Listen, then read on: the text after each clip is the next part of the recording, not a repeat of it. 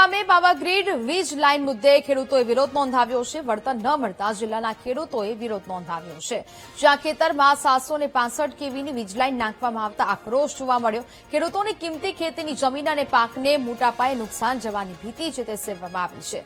10 થી 12 ખેડૂતોના ખેતરમાંથી વીજ લાઇન પસાર કરવામાં આવી છે। ઇન્ડસ્ટ્રીઝના માલિકો અને પાવાગ્રીડના અધિકારીઓ પર મિલીભગતના આરોપ લગાવવામાં આવ્યા છે। આ અન્યાય જ છે, કેમ કે પહેલા જે ખેડૂતોને નોટિસ આપી હતી અને જેના ખેતરમાંથી લાઈન જવાની હતી તે લાઈન હવે આખી ડાયવર્ટ કરી, કેમ કે વચ્ચે એક મોટી ઇન્ડસ્ટ્રીઝ આવે છે અને એ ઇન્ડસ્ટ્રીઝને નુકસાન ના થાય એ માટે ખેડૂતને નુકસાન થાય તો એ લોકોને પોસાય છે, પણ ઉદ્યોગપતિને નુકસાન ના થવું જોઈએ એ માટે આખી લાઈન ડાયવર્ટ કરીને નવા ખેતરમાં, અને જે નવા ખેડૂતોની ખેતરમાં લાઈન નાખી એને પણ જણાવ્યા વગર એમના ખેતરમાં કામ ચાલુ કરી દે છે અને પછી પોલીસ પ્રોટેક્શન લઈને બી આવે છે। અમારું ખેતર છે પણ પોલીસ એ લોકોને સપોર્ટ કરે છે।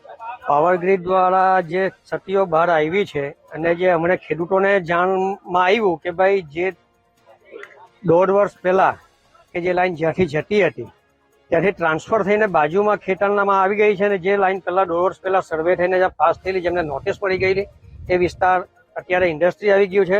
તે સમયે કોઈ બાંધકામ નહોતું, તો જે તે સમયે તમે એમને નોટિસ આપી ત્યારે બાંધકામ નહોતું, તો એમણે બાંધકામ તમે પાવરગ્રીડ વાળા શું કામ કરવા દીધું?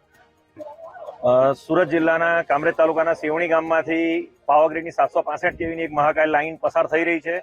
ઓલરેડી અમદાવાદ નવસારી લાઈન તો આ ગામમાંથી ગયેલી જ હતી અને નવી લાઈન વટામણ નવસારી પણ આ ગામમાંથી પસાર થઈ રહી છે અને એ લાઈનનું અલાઇનમેન્ટ જે એ લોકોએ પાવરગ્રીડના કંપનીવાળાએ જે રૂટ બનાવેલો એનાથી ડાયવર્ટ કરીને એક નવો રૂટ બનાવવામાં આવ્યો છે અને ગામ લોકોનો આક્ષેપ છે કે ઇન્ડસ્ટ્રીવાળા જે છે, જે લોકોએ ગામમાં જમીન લીધી છે, એ લોકોએ પોતાની પ્રોપર્ટી બચાવવા માટે સામાન્ય ખેડૂતોના ખેતરમાંથી આ રૂટ ડાયવર્ટ કરાવ્યો છે, એટલે કે પાવરગ્રીડ સાથે મિલીભગતમાં નવા ખેડૂતોનો ભોગ લેવાનું એક ષડયંત્ર સામે આવ્યું છે।